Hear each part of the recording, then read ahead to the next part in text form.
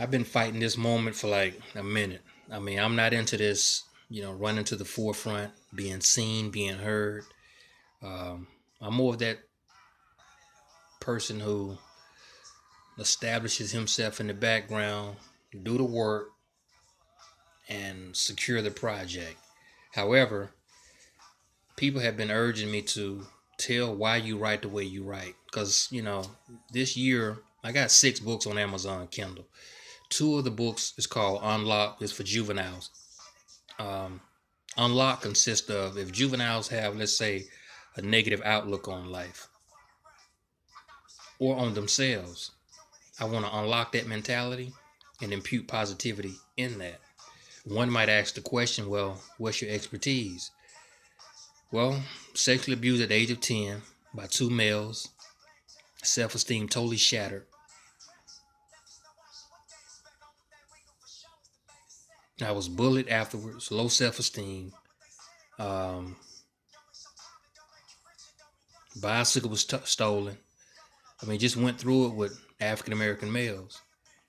And one day I said, I'm not going to be a victim no more. So I got to become the opposite.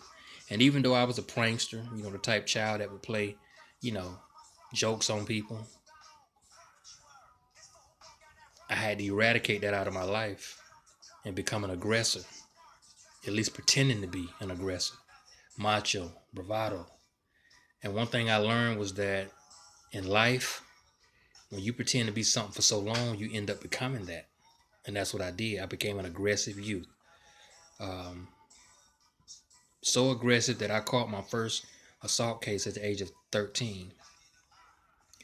Continued, people pat me on my back. You a fool, boy. You real stupid. So I developed a street mentality. I mean, a street reputation. And at the age of 19, I was sentenced to 25 years and went off to prison at age 19 and wasn't released until I was 32.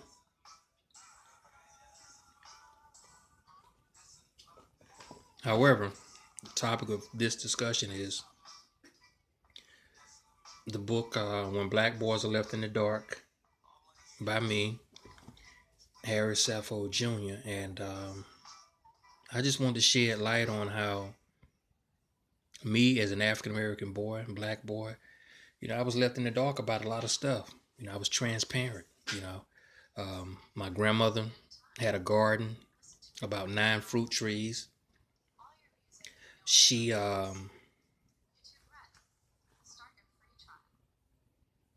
would have me out there raking pine straw. So she invested work ethics into me, and afterwards she would reward me with some change, and I could go across the street to the store, purchase me now laters, jingles, or whatever. Ike and Mike, y'all know what I'm talking about. But she would tell me before you cross that street, look both ways.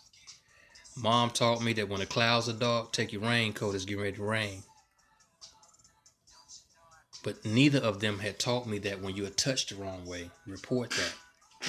So I harbored that and found myself acting out at the age of 12, not wanting to be a victim again, pretending to be macho, aggressive, bravado. And when you pretend to be something for so long, you end up becoming that. Um, Found myself at the age of 19 cast into a prison. And like I said, I mean, I wasn't released until I was 32. Um, but the book sheds light on how black boys are left in the dark about so much. Some of us don't learn what manhood is until like later. I mean, you think about a woman, black girl, to be specific. She's conditioned to love, to cherish, to adore baby dolls, you know. Yeah, we get cars, but it's all about the appearance of it. Me growing up, it wasn't no popping no hood and getting intimate with that truck or that car and learning how do it move, understanding it. Wasn't that? You just take a truck, car, and you just do this. You just roll. But with a girl, they are prepared through baby dolls to nurture, I mean, they get it, at a young age. So this whole family structure, I learned as a grown man that my dad's father died when he was like 8 years of age. So I understood why he didn't attend family outings. He was not a good communicator. He wasn't there emotionally a lot of times, because the first examples of manhood for him was his two oldest brothers. And we all know that, there's certain things you can get away with dealing with your brothers that you probably couldn't get away with had your biological father been in the picture. So learning that his father died when he was 8 years of age helped me understand why he didn't bring things to the table within the four walls of a home.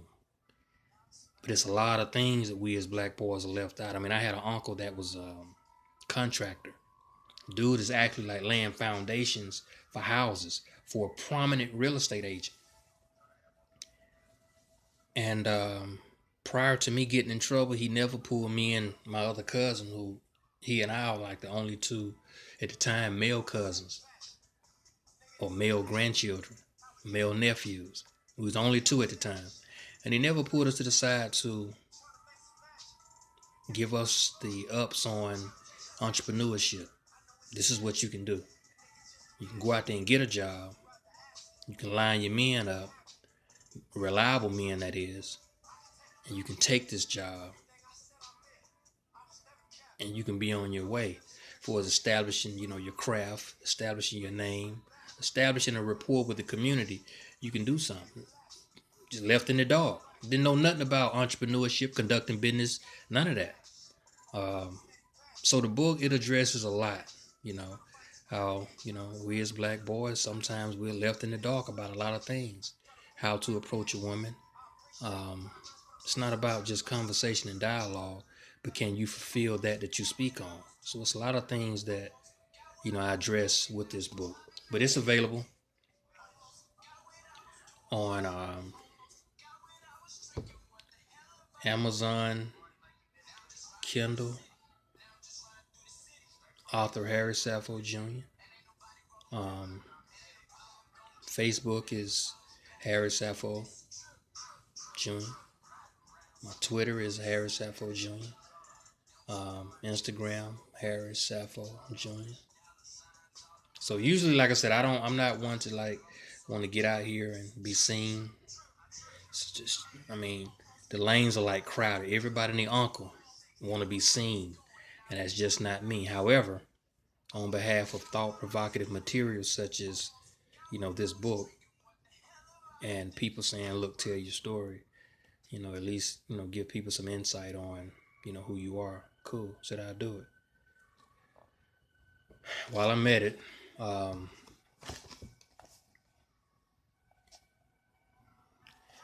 it's another book you'll see called "Had Black Girls Been Family Orientated," and it basically consists of short stories.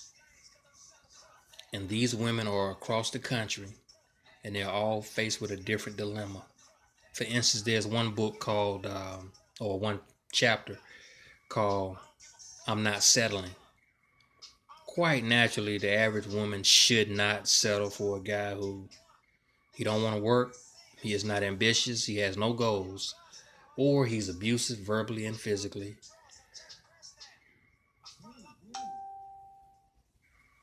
Whatever his issue, his hang-up may be, no woman should settle for that. But what I do is I introduce a different outlook on the definition of settling. Any woman in her right mind should not settle for the men that I just mentioned or described. But sometimes settling can be, okay, I've been living in this city all my life.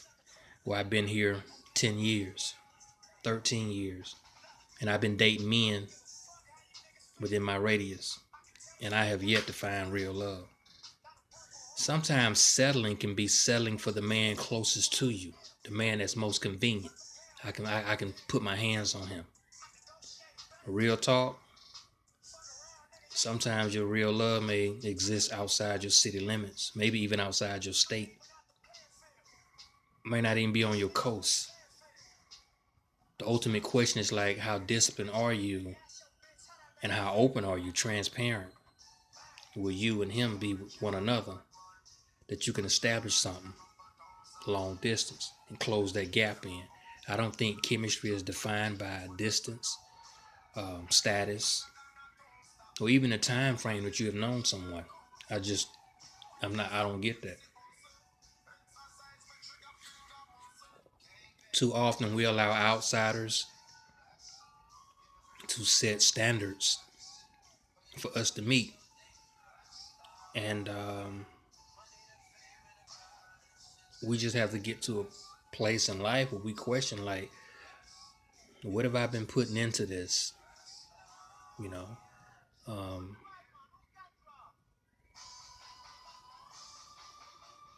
where do I want to go? You know, in the sense of relationship wise. I mean, you got celebrities like, I don't knock Steve. Steve do what he do, but ain't no celebrity gonna lead me no damn well. I'm not trying to be validated by these people. It's a lifestyle, and most of them, their life consists of a script. From a game show to a sitcom to a reality show. I'd be damned if I follow these kind of people. But I feel that the only way we're going to get realistic results that make us happy is if we apply realism in our search, our quest, whether that be to get in tune with who we are as individuals, or whether that be to establish communion with a significant other. Gotta be real.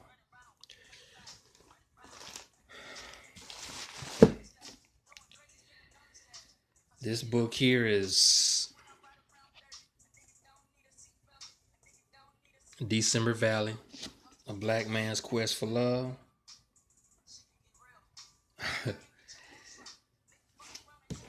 I got some good responses on this. This here is, is about an African American male gets involved with a woman who has two children.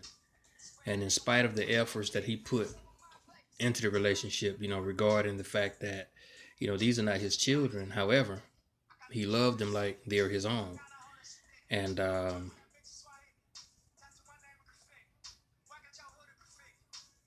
you never know what your valley gonna consist of, when it's gonna, when you're gonna enter that valley, and how long you're gonna be down there. And I'm not gonna tell you the story, but they eventually find out that in this life, the family unit is damn near obsolete. A lot of people have no value for the family structure, the unit, and some people just don't know what it is. It's foreign to some people. Um, Living in a single parent home is not only common, but for some people, it's expected. It's just the way it is. In this situation, they realized that in each other's absence, something was missing. And there's some things that occur in this book that really establishes the fact that before you leave to go to work every day, all you got is family. And when you return out of that unpredictable world out there, all you got is family. So in essence,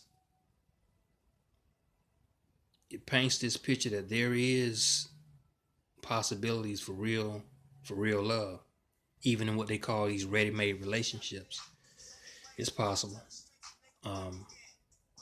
People have to be in tune with themselves, and above everything, quit trying to fulfill the script that somebody else wrote. And as a writer, when I depart, I want people to know, like, damn, not only did he write something that was inspirational, but that dude wrote something that I can incorporate into my life. So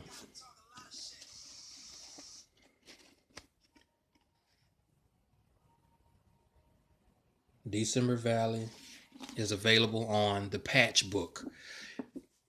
Send me a friend request on Facebook, Harry Saffold Jr., and I can turn you on to that.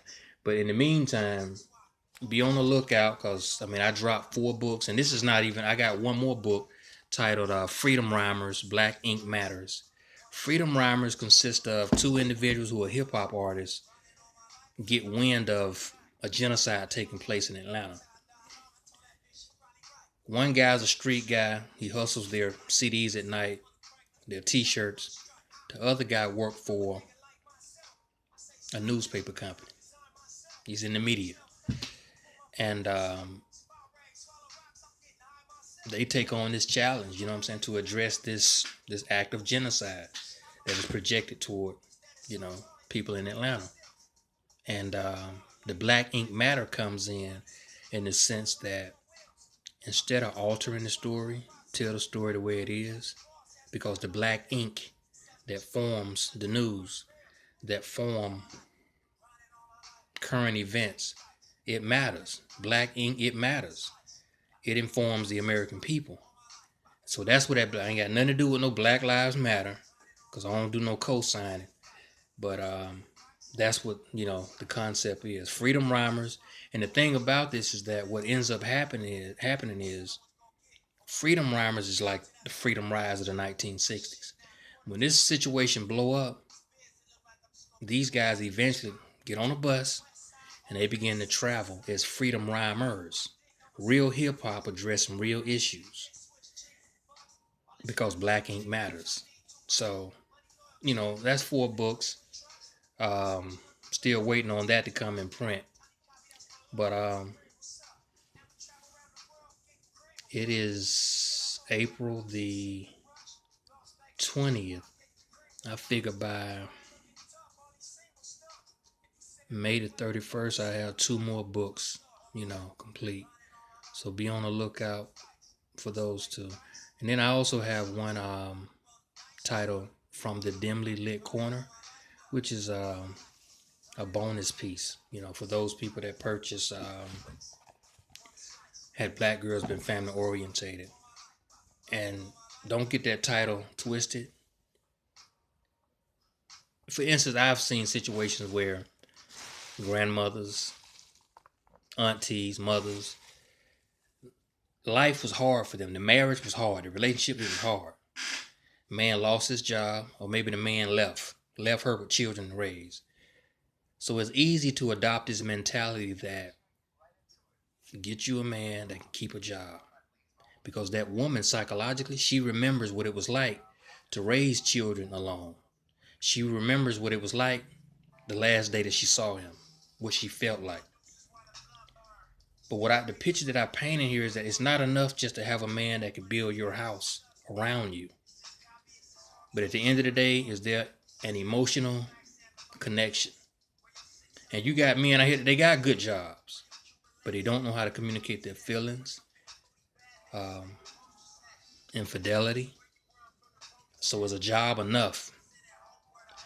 Yeah, he keep your lights on, but look at what you look at every day. An empty house, But that's who I am. I'm that writer that I'm bringing commentary back. The lanes are crowded. Sometimes I feel like I'm competing with my readers, and I say that with no disrespect. But there are readers who want to be writers, and you're in the way. Yeah, you're in the damn way. But I got longevity. It's commentary, and there's some humor. But in this day and time, if I can give you something that is going to be thought provocative, like I said, that you can incorporate into your life and be like, damn, I never saw it that way, and that's worth incorporating into my life, then I've served you up right. That's what matters. But I'll close for now, and I appreciate all the support in advance. And should you guys have any questions, feel free to reach out. I'm open for feedback. In the meantime, good night.